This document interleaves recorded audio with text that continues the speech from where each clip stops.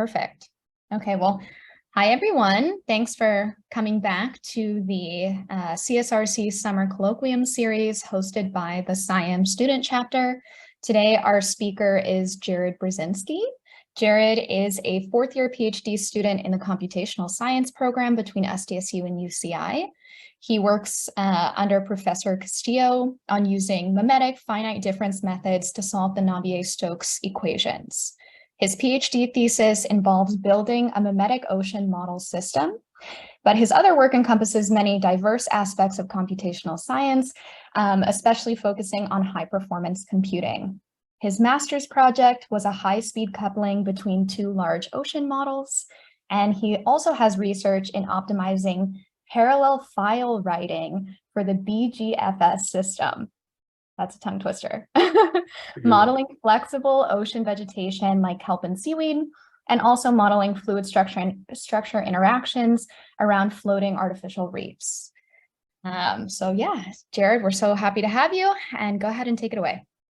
Yay.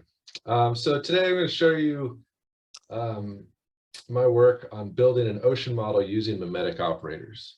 And let me correct you before Professor Castillo gets mad. That was my fault, Delaney. We should not loop mimetics with finite difference operators. They're different things. Okay, so corrected for the record. For the record. So we're just using mimetic operators here. Okay.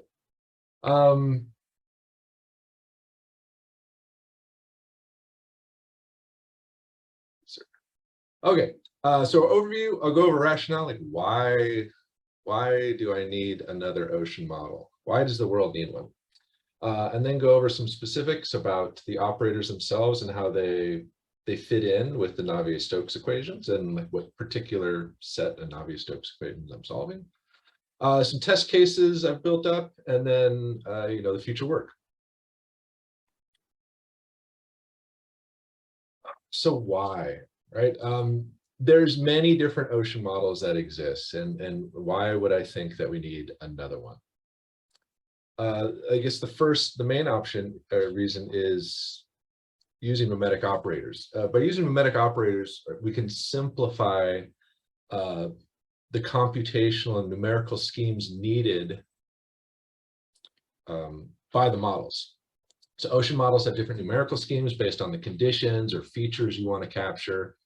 And mimetic operators have been shown to work very effectively on other difficult PDEs or systems, and especially advection diffusion problems with alternating flows. And their features guarantee accuracy up to and including the boundaries. And this, from a programming and computational aspect, right? This saves having to write a bunch of extra code to deal with points near the boundary or boundary conditions for crazy grids. It's all taken care of by the operators. And the operators are built with the mimetic operators are built with a predefined order of accuracy. So if I wanted to increase the order of accuracy of my numerical scheme, I just have to basically change the order of accuracy of the operator, which is very simple. It's calling a function. Very easy to do. In curvilinear coordinates, these are terrain following grids, steep gradients like canyons or cliff faces. Those are an issue for regular coastal ocean models using finite difference methods. But with mimetic curvilinear operators, all of our computational work is done in a logical domain, which is basically a cube or a loaf of bread. It's very, very regular. So all the numerical schemes, boundaries, conditions, stuff like that is very simple to implement. And then computational efficiency.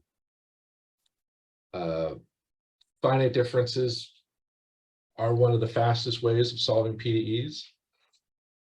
And mimetic operators, while they're not finite difference techniques, they see this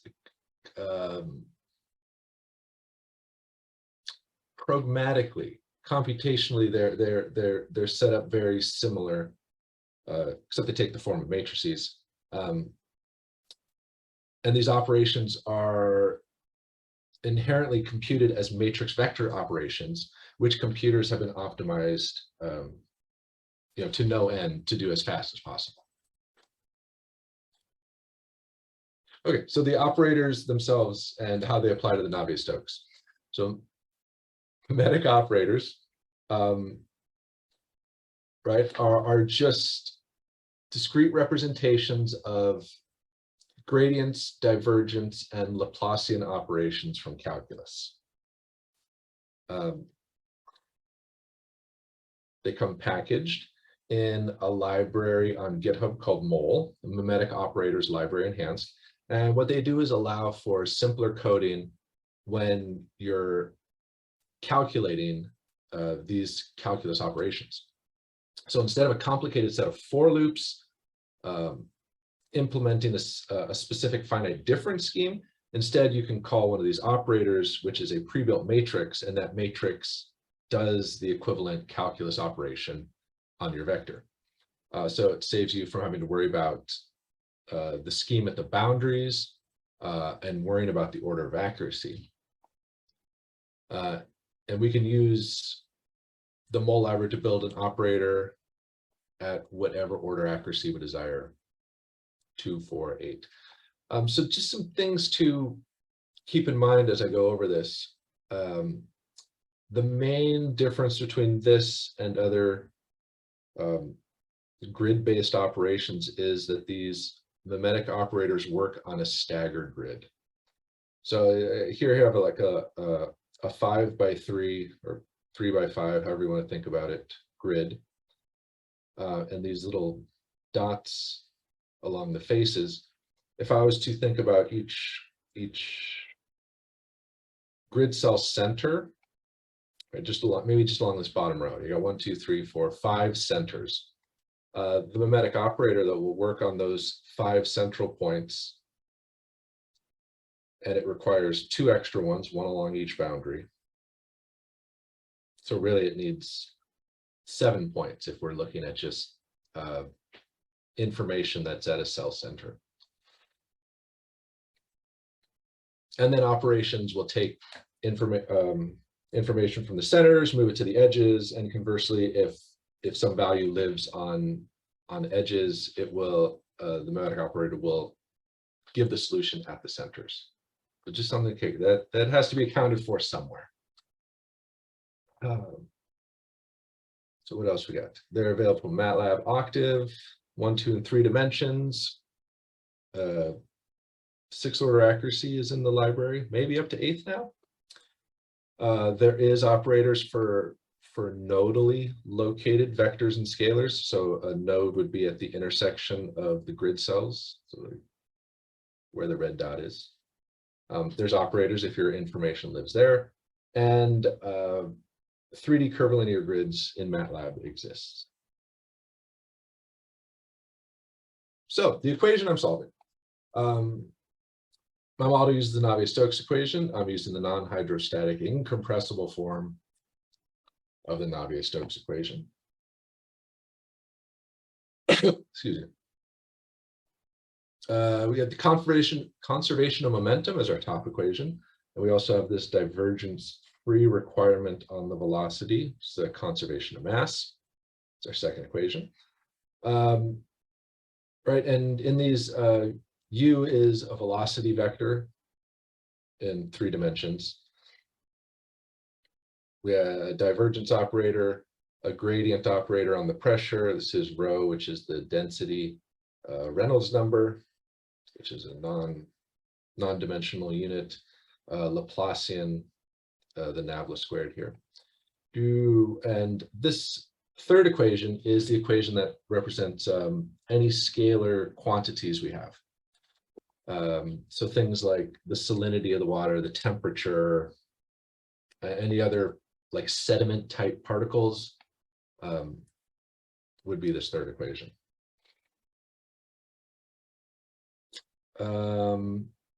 Right, I picked a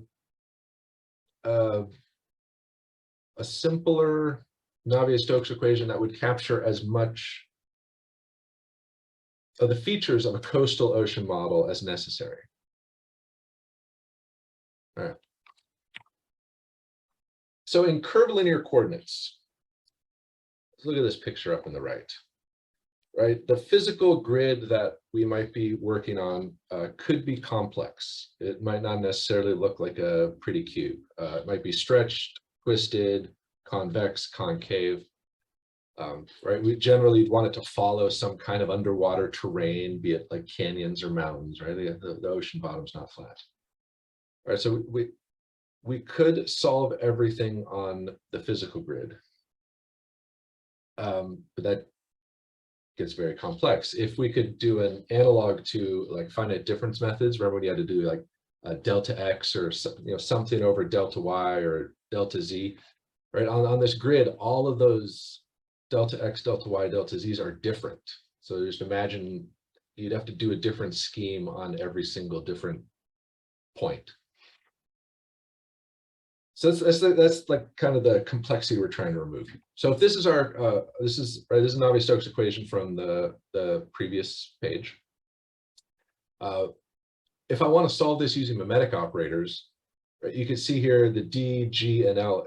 It's directly placed into the equation. I can replace the calculus operator with the mimetic operator, and it's kind of that easy. There's nothing beyond that. So if you think of the code when you had to solve a complex equation, right? There was the gradient of something, and you had to make some for loops. Instead, I can just do the G operator times my pressure, and that's that would give me this term here. All right, so that's just converting with mimetic operators, but again, that's just working on a uniform grid. But I can transform the equation and do all my work in a logical space. So I can go from physical to logical, do all my work there where everything is uniformly spaced. If we think finite differences, right? This is a delta x, delta y, delta z are all equal to 1. Do all of the work there, and then once I get a solution, transform it back to physical space, right? And that just adds a Jacobian transform in front of all these terms. Everybody gets multiplied by Jacobian. And what's nice is that operator is included in the mole library. So I don't have to personally calculate that. I can ask the mole library for the Jacobian, and it will tell me.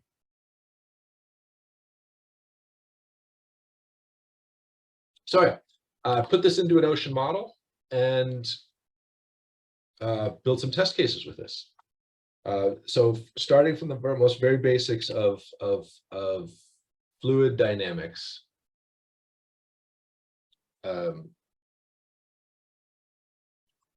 do some experiments. So the first one you saw was the lock release. All right. This is done in, okay, so this is a fluid of 2 different densities are separated by a thin wall at some time equals 0. And then the wall in the middle is removed, and the blue fluid, which is colder, it's denser, it will flow under the warm fluid, which is the yellow one on top. And you get these Kelvin-Helmholtz billows that form. And the wavefront, the speed of this wavefront going along the bottom here can be analytically calculated based on the density differences of the 2 fluids. Making this test case just a good experiment for checking the non-hydrostatic properties of the model and the numerical stability of the schemes, right? Because we still have to be able to capture the overturning and the mixing. So this is an 800 by 5 by 200 grid with one fluid at 10 degrees Celsius, the other at 16 degrees. The black and white images you see above it, the top one is a contour plot from my model, and the one below it is a contour plot of another ocean model. This is the suntan. This is a 2D flow, and you can see that ours is pretty much exactly the same, if not a little bit better. All right, so this is just a regular grid. This is not a 3D curvilinear grid, right? These all the X, Y, Z dimensions are I'm sorry, the discretizations are fixed. So to do the rest, right, I have to go to MATLAB. This is done in C++. So this is the only example in C++ so far. The rest of these are done in MATLAB because of the curvilinear properties. But the next case is the lid-driven cavity. It's been researched forever, right? You have this like 1x1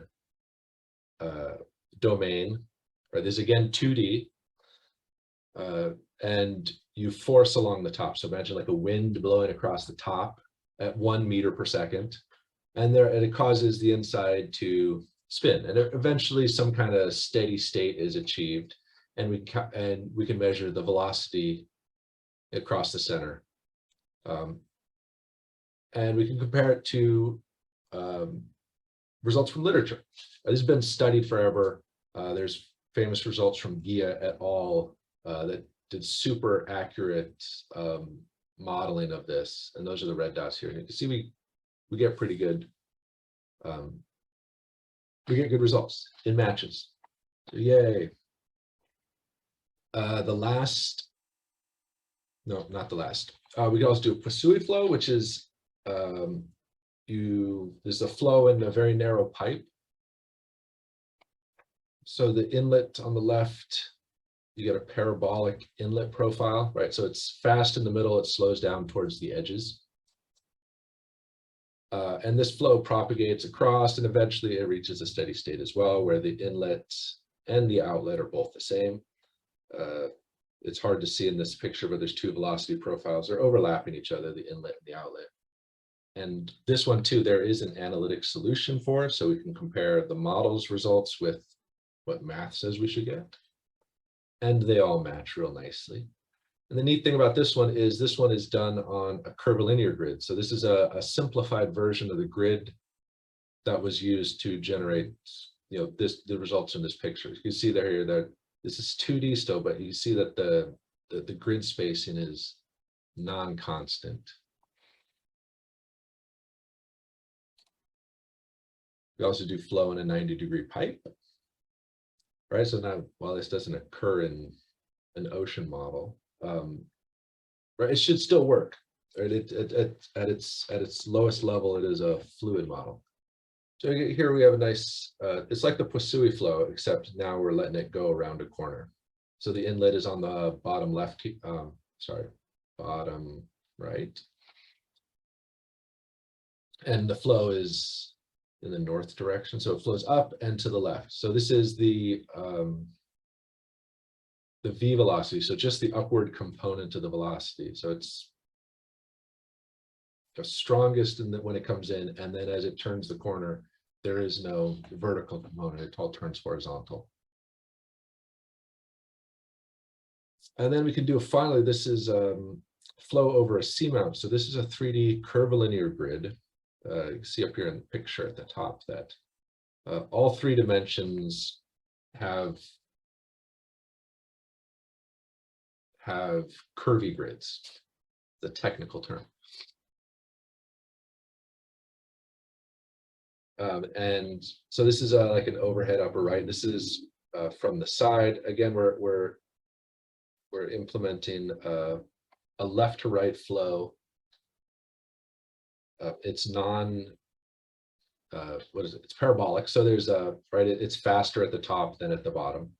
And as it propagates over the seamount, you get this little like wake behind it. See the vortex that forms behind it. Right, so all these basic test cases, it works pretty good. Right, and so Mimetics work modeling a fluid using the Navier-Stokes equation. There was a paper published with all of this in it like 6 months ago.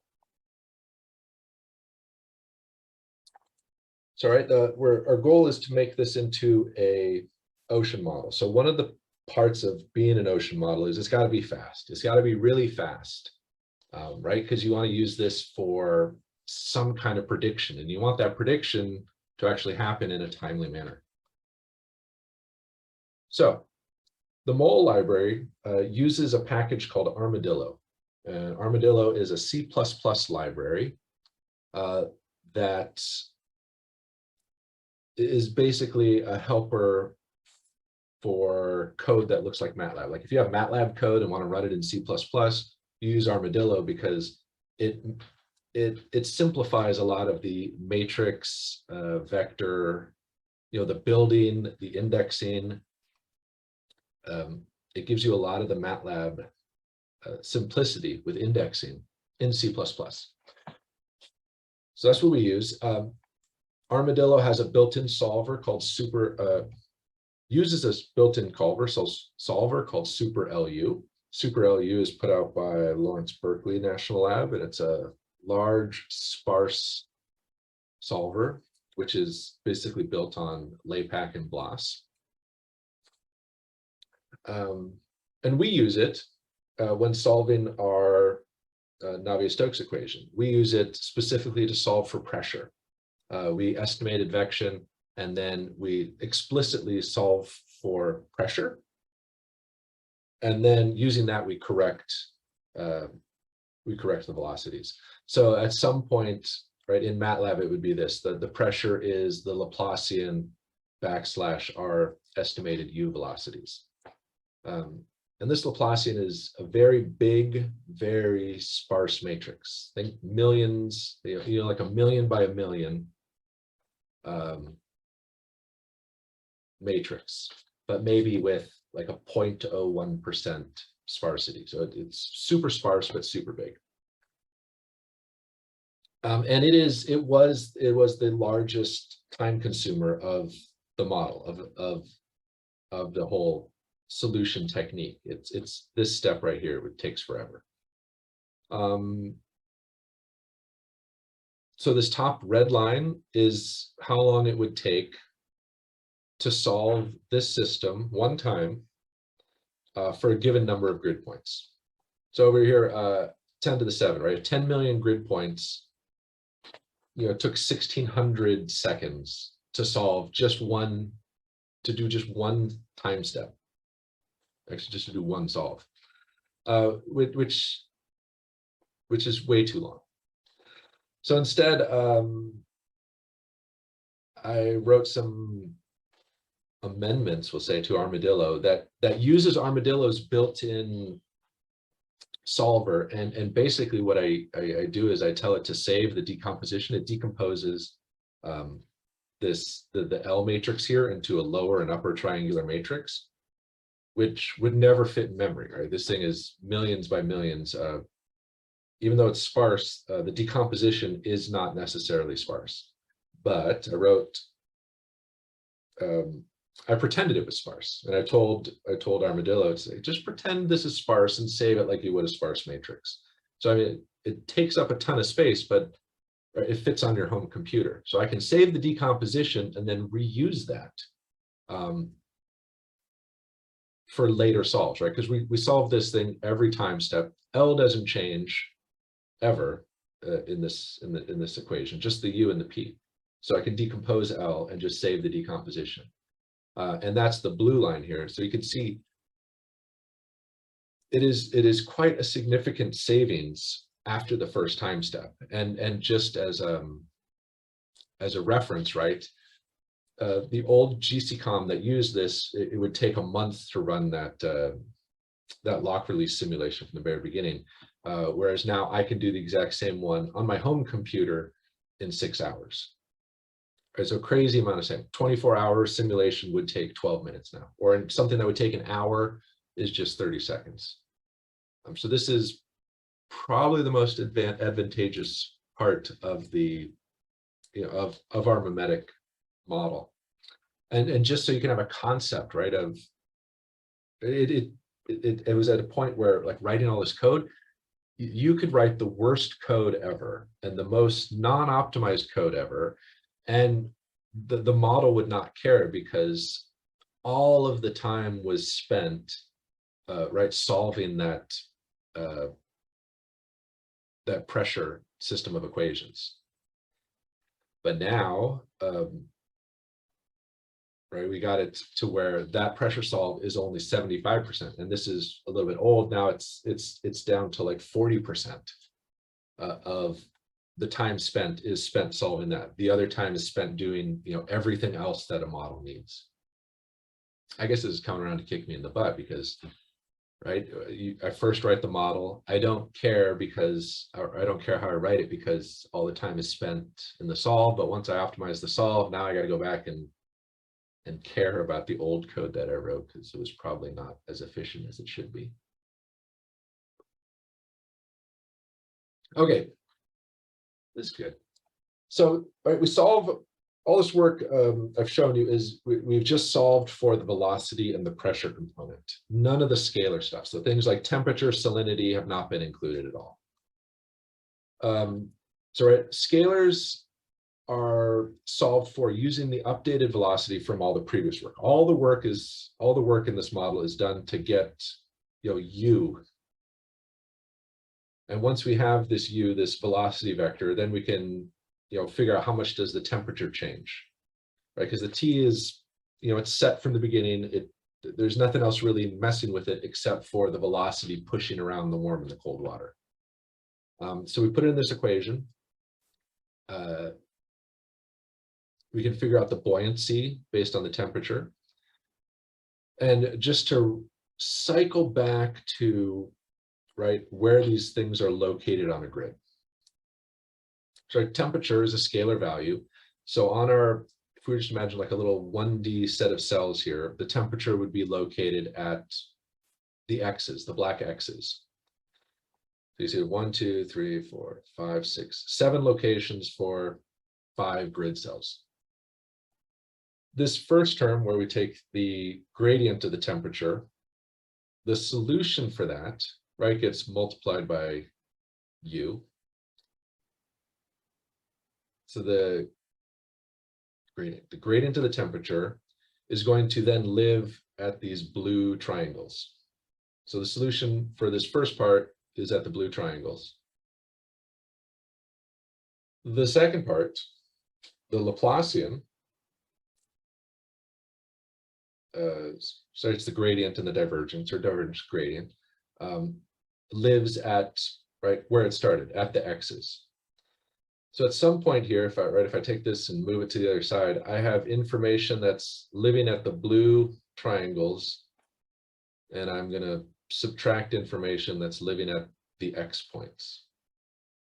All right, so not only do you have different locations, but there's also a different number of solutions, right? There's 6 blue triangles, there's 7 X's. So that's something has to be done. There's interpolation that is done to, right, get that to match up. And that's probably the hardest part of the mimetic operators, is keeping track of where everything is and then rectifying it when you're trying to add 2 quantities that don't live at the same place. Okay, so one of the test cases, right, to test for temperature advection, besides the lock release, is a density bubble. So we look at the picture up here. This is just a temperature plot, and we start with a blob of cold water. So you see the temperature scale on the right here. This is basically 0 degrees, and then you let it go, and buoyancy will cause it to fall, and it looks kind of like a slow motion raindrop.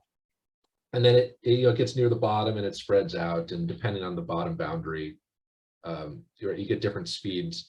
And right, based on the density, the temperature differential, right, this propagating wavefront also has certain properties that we can analyze. So we found for us that we get these little numerical artifacts, these little ribs in the blob, which shouldn't be there, right? And this was a question: is this due to the numerical scheme like the technique we're using to solve the Navier-Stokes, is this the grid, right? Because we're doing this on a curvilinear grid. Or is this something deeper in the model setup? So what we found is that specifically for the advection, for the nonlinear advection part, we needed something more robust. We needed something that could do multi-directional derivatives. Not that they would be needed all the time, but it prevents the errors and it lets you do more complicated flows. So I implemented a Kawamura-sided third order difference. And right, so we have this is a finite difference scheme.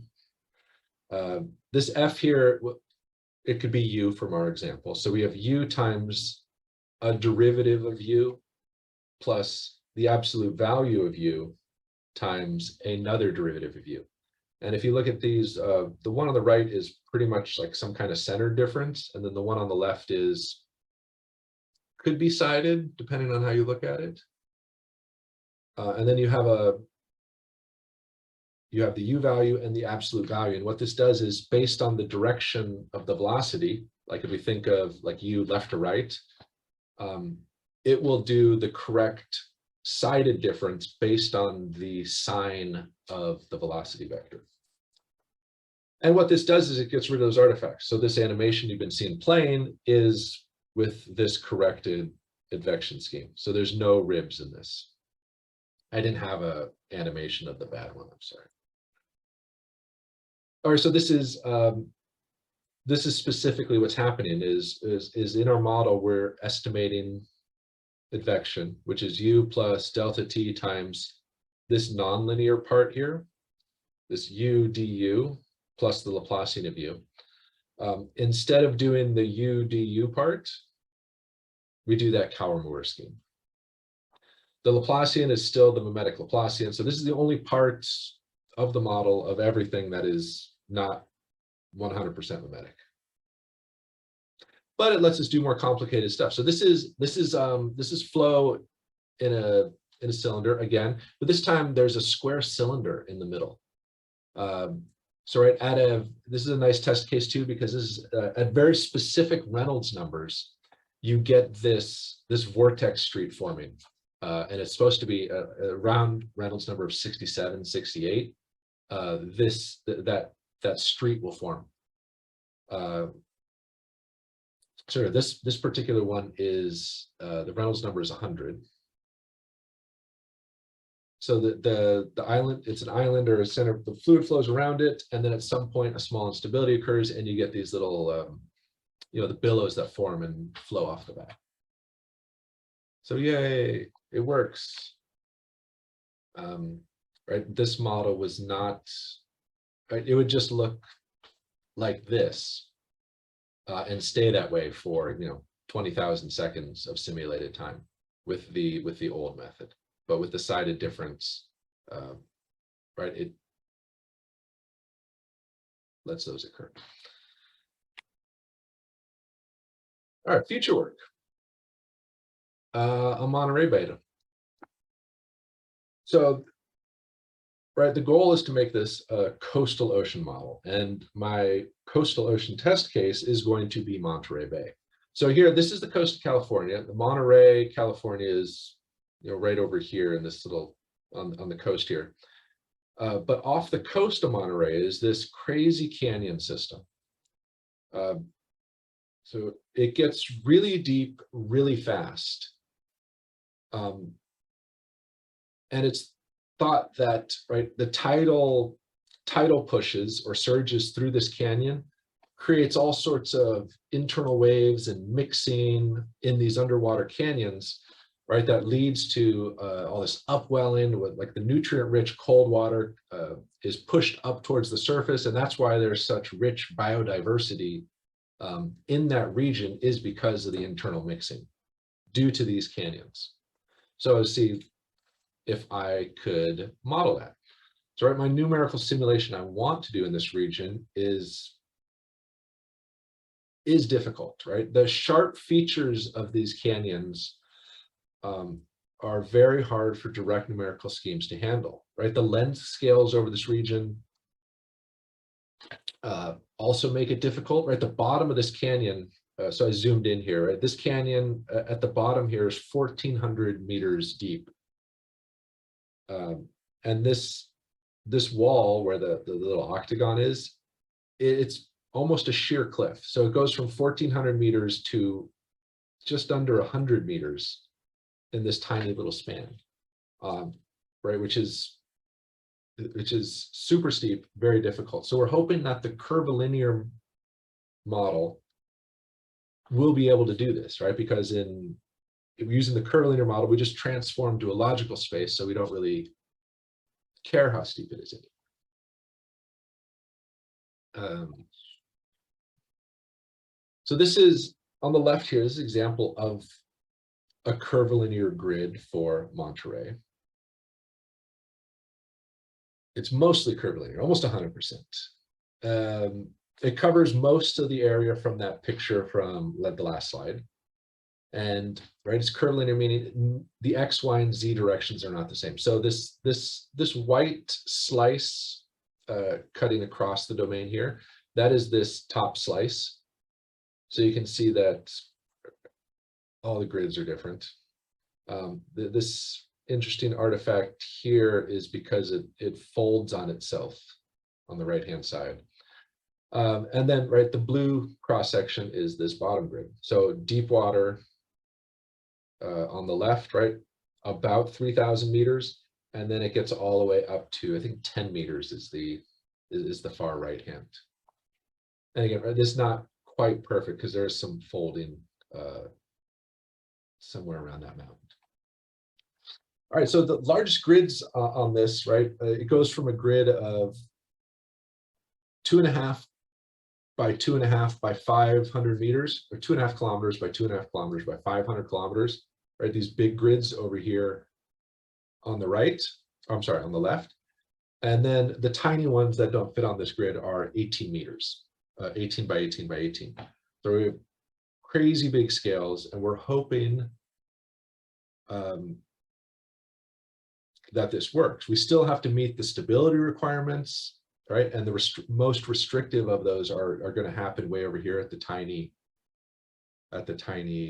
grids. But we're hoping that this thing runs so fast that that won't be a big deal, that we'll still be able to generate meaningful simulations in a reasonable amount of time.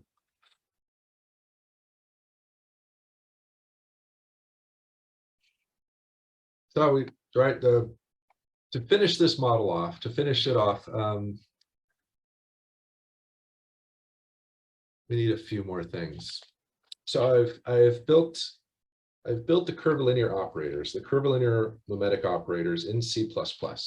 Like I mentioned earlier, they take a really long time to run.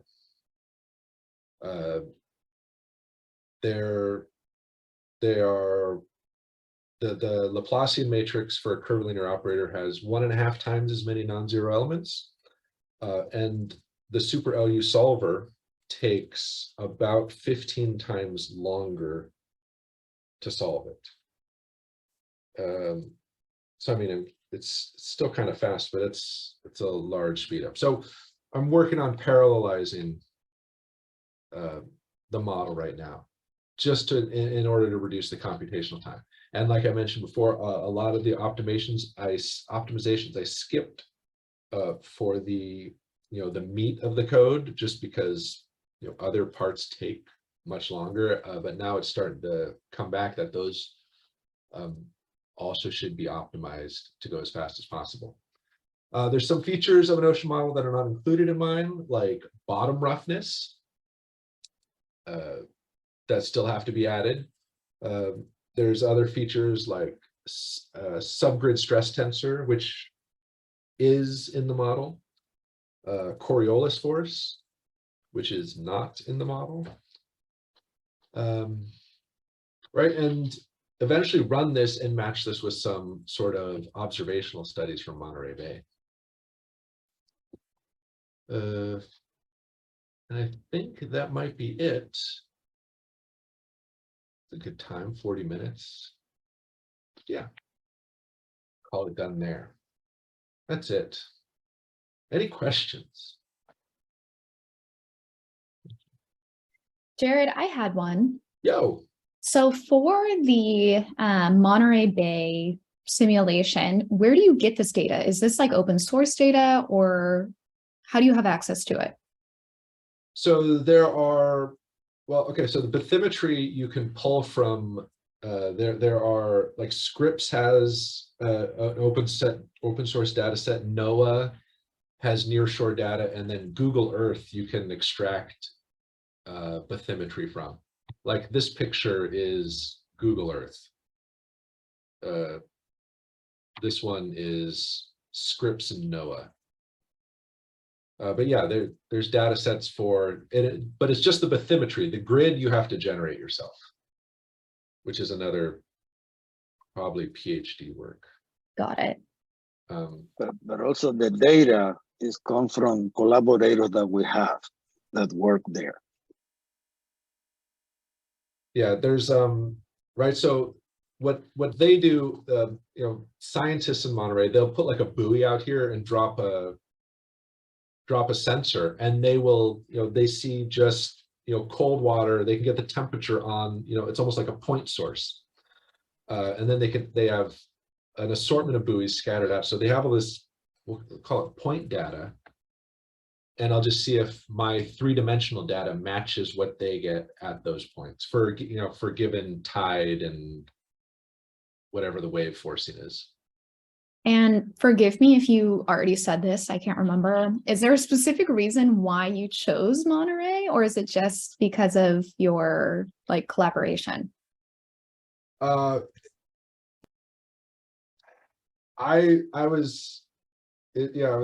mostly the collaboration. I have two grids. I have Monterey and I have the Scripps Canyon system.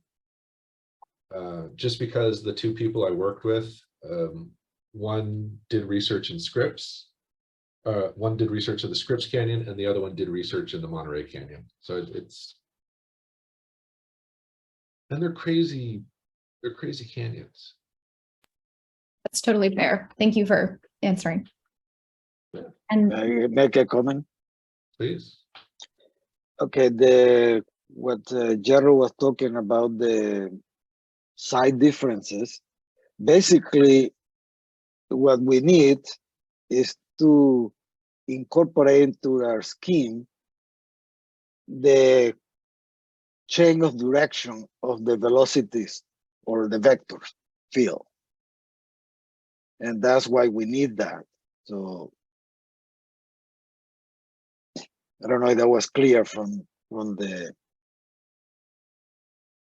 Yeah, if you guys look at all my like test cases, everything in all these test cases is from one direction, right? This one is coming from the bottom, going up to this one is left to right. There is a single direction. This one is left to right with some swirling behind it. And even that, right? This gave me trouble, and this was the impetus for me doing more testing, because there should be more going on behind the C-mount, right? There should be like a whole like turbulent wake back there, and it was not forming with the old method. Hence the sided differencing, or actually it really showed itself in this test case. But then the sided differencing worked out. I don't have the new C-mount. The new C-mount is real pretty. I mean, it looks like this, but with a C-mount instead of a square.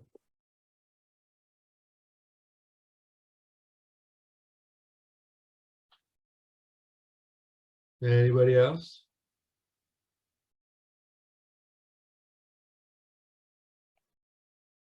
last call. Okay, cool. If there's no other questions, we're gonna thank our speaker once again. Thank you again, Jared, for coming and giving such a great talk. I loved all the gifs and beautiful images. And again, thank you for giving the talk. And I hope to see you guys all next week. Thank you, Delaney. It was Cool. amazing.